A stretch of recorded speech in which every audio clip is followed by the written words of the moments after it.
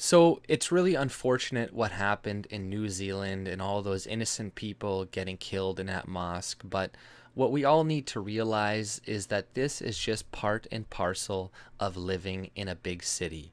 And when you live in a big city, we all just need to be vigilant of these types of things happening, right? There's no real other reason for it.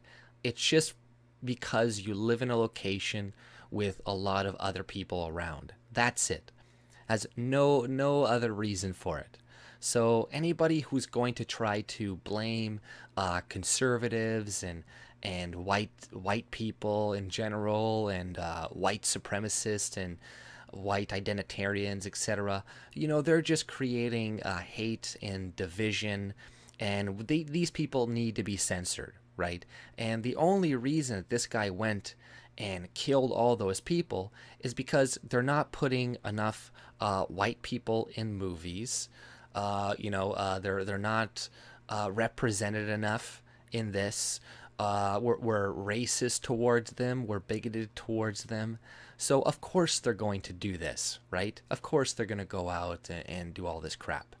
So it's really not this guy's fault in particular. It's really society's fault in general.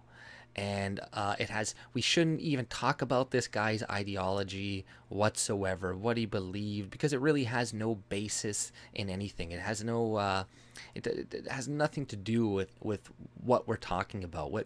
Like I said before, it just has to do with living in a big city. So guys, stop complaining.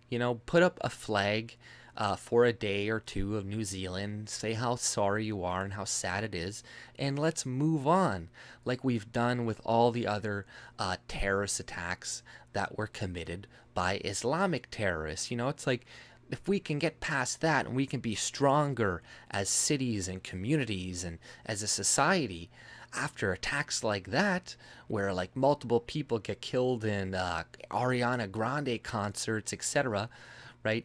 If we can become stronger through this, then why can't we become stronger through that, right?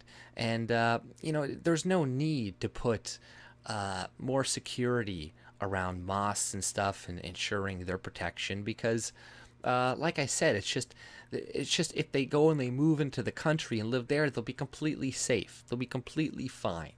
It just has to do with living in a big city.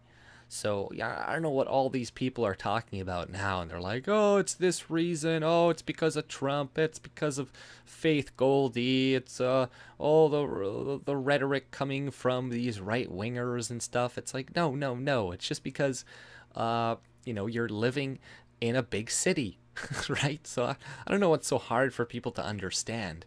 And people die every day as well. More people die and car crashes pretty much every single day than die in these terrorist attacks or this attack that happened in New Zealand, right? More people die all the time. So this is not a problem whatsoever. It's not an issue. Go back to work. Don't worry about it. It's nothing, right? Like I said, more people die probably by refrigerators falling on them each and every single day, or falling on their face.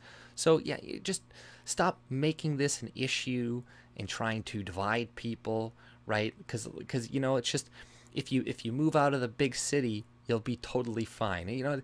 Don't look at cities like in Asian countries or in South Korea, like Seoul and Japan, where they have no terrorist attacks. That they're just really lucky.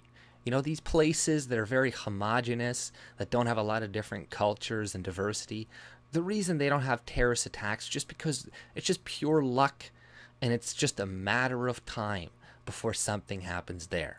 So, once again, think about the wise words of Sadiq Khan in London. He analyzed this situation amazingly years ago. So let's just listen to him.